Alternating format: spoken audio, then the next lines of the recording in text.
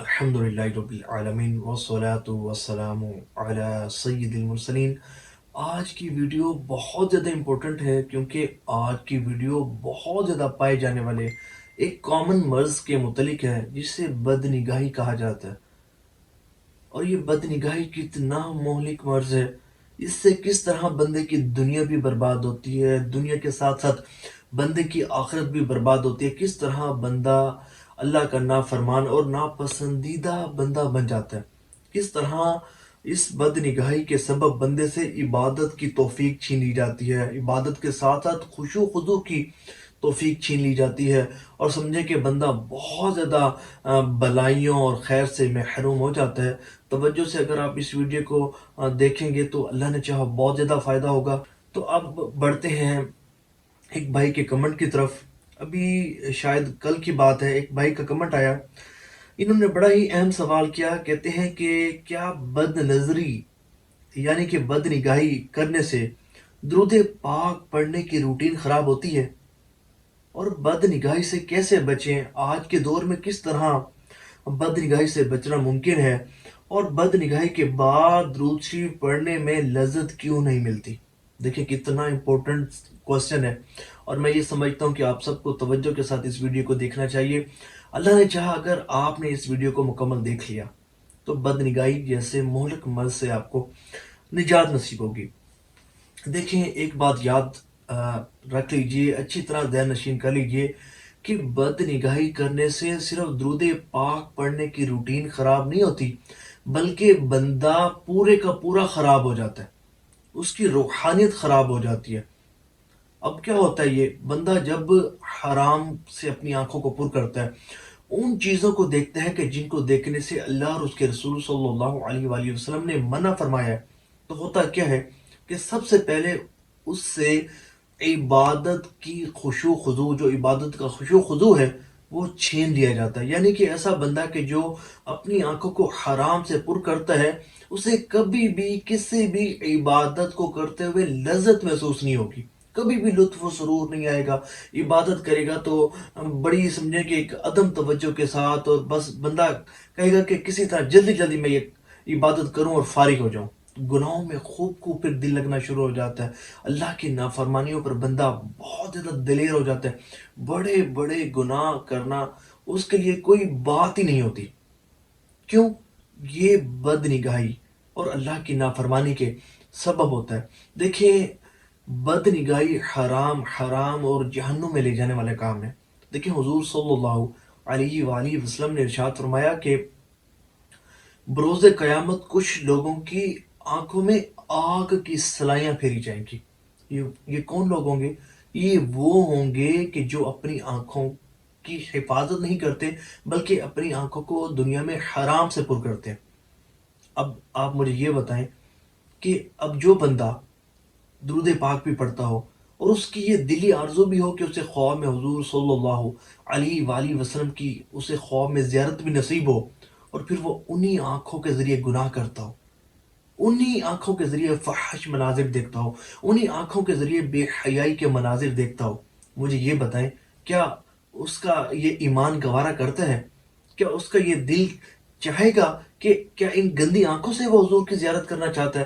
ایسا شخص کہ جو گناہوں پر دلیر ہو گیا ہو، جو بکثرت بد نگاہی کرتا ہو، بکثرت اپنی آنکھوں کو حرام سے پر کرتا ہو، تو ایسے شخص کو عبادت کی توفیق بھی بڑی مشکل سے نصیب ہوتی ہے، عبادت کی طرف طبیعت مائل نہیں ہوتی، نفس خوب سستی کرتا ہے، اور بندہ جو ہے وہ بڑے بڑے گناہ کرنے میں بھی دیر نہیں کرتا، اور نیکیوں میں بالکل بھی دل نہیں لگتا۔ تلاوت قرآن کریم، درود پاک کی کثرت، نوافل کی کثرت، نفلی روزے اور دیگر کئی عبادات ایسے کہ جو سمجھیں کہ وہ اس کے لیے ایسا محسوس ہوتا ہے کہ جیسے بہت بڑا پہاڑ ہو، لیکن گناہ کرتے اسے منٹ بھی نہیں لگتا۔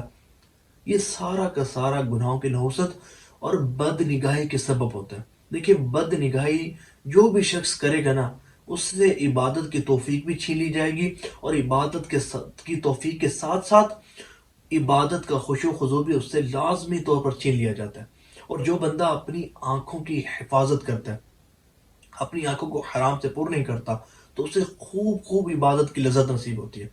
دیکھیں حضور صلی اللہ علیہ وآلہ وسلم کی بڑی پیاری حدیث ہے کہ حضور صلی اللہ علیہ وآلہ وسلم نے ارشاد فرمایا کہ جس شخص کی نظر کسی عورت کے حسن و جمال پر پڑی اور پھر اس نے اپنی نظریں پھیر لیں تو اللہ تبارک و تعالی اسے عبادت کی لذت عطا فرمائے گا۔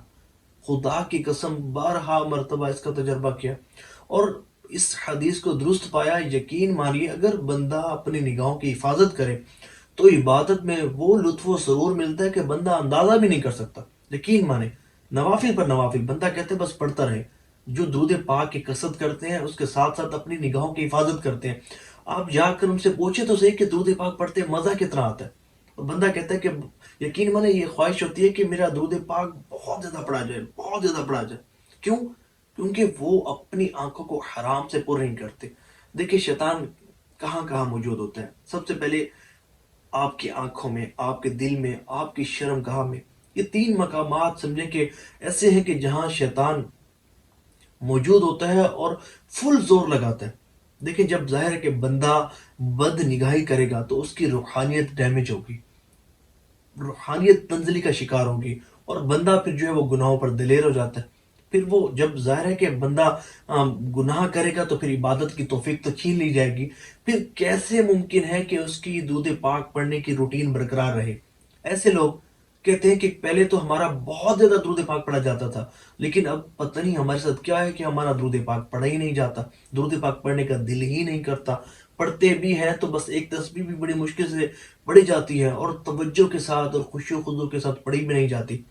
تو یہ سارا جو ہے وہ گناہوں کی نحوست کے سبب ہوتا ہے، یہ بد نگاہی کی نحوست کے سبب ہوتا ہے۔ تو اس کا علاج کرنا بہت زیادہ ضروری ہے۔ یقین مانیے ایسے ایسے بزرگان دین رحمہم اللہ المبین گزرے ہیں۔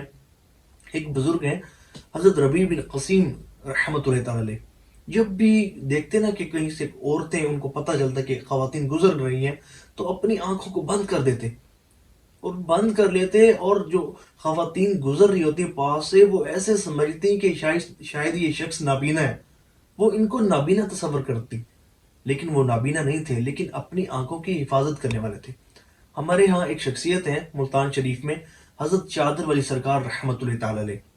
آپ کے متعلق یہ سننے کو ملتا ہے کہ آپ اس وقت کہ جب سوشل میڈیا کا دور نہیں تھا، جب بے حیائی بہت زیادہ عام نہیں تھی، اس وقت بھی آپ اپنے سر کو، اپنی آنکھوں کو چادر سے ڈانپ کر رکھتے تھے کہ کہیں ایسا نہ ہو کہ کسی غیر محرم عورت پر میری نظر پڑ جائے۔ آج لوگ جو ہے وہ حافظے کی کمی کا جو وہ گلہ کرتے ہیں کہ ہمارا حافظہ بہت زیادہ کمزور ہے۔ تو غالباً حضرت امام شافعی رحمۃ اللہ تعالی علیہ آپ کے متعلق، یہ ایک بزرگ سے برن میں کنفرم نہیں، ذہن میں اچانک یہ بات آئی کہ وہ ان کا حافظہ بہت زیادہ قوی تھا، بہت زیادہ قوی۔ تو کسی نے تعریف کی کہ جناب آپ کا حافظہ بہت قوی ہے۔ وہ کہتے نہیں ابھی تو میرا حافظہ اتنا قوی نہیں جتنا پہلے تھا۔ وہ کہتے ہیں کہ جس دن میری نظر کسی عورت پر پڑی تھی نا، بعض اوقات ہو جاتا ہے کہ پڑ جاتی ہے، بندہ حکم تو یہ ہے کہ پھیر لے، انہوں نے بھی یقیناً نظر پھیری ہوگی۔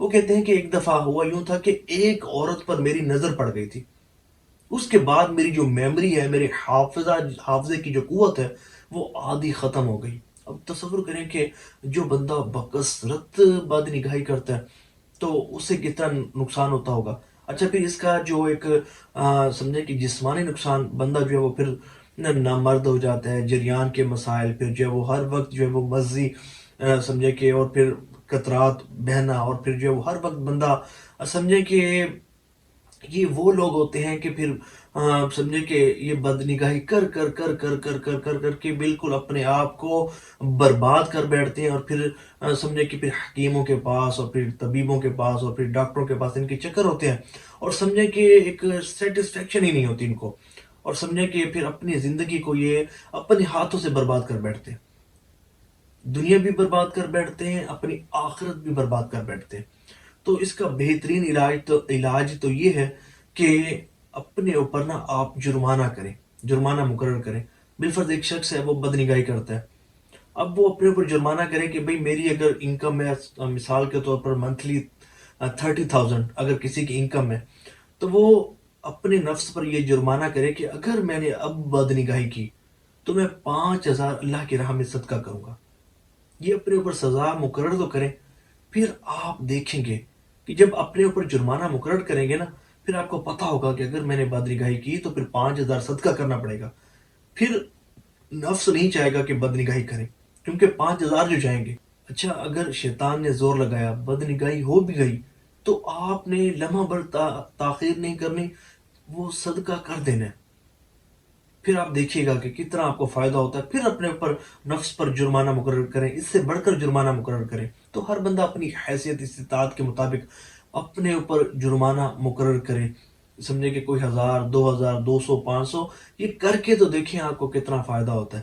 اور پھر اپنے آپ کو اللہ سے ڈرائیں، اپنے دل میں اللہ کا خوف پیدا کریں، استغفار کریں اور اللہ تعالیٰ سے مدد مانگیں۔ اللہ تبارک و تعالیٰ آپ کو اس برے مرض سے نجات عطا فرمائے گا۔ اللہ تعالیٰ آپ کو بھی اپنے پسندیدہ، برگزیدہ اور ہدایت یافتہ اور مغفرت یافتہ بندوں میں شامل فرمائے گا، انشاءاللہ عز و جل۔